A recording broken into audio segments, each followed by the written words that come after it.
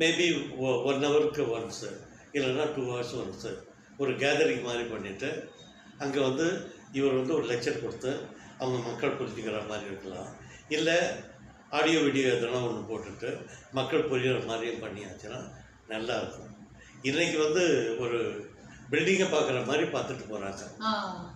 அந்த அனிமலுடைய ஸ்பெஷாலிட்டி என்ன, எங்கேருந்து வந்தது, என்ன பிஹேவியரு, அது இப்போ என்ன ஃபுட் ஹேபிட்ஸ் எப்படி இருக்கும், அதெல்லாம் கொஞ்சம் அளவுக்கு தெரிஞ்சாச்சுன்னா பிள்ளைங்களுக்கு வந்து இன்ஃபர்மேஷன் நிறைய கிடைச்ச மாதிரி இருக்கும்.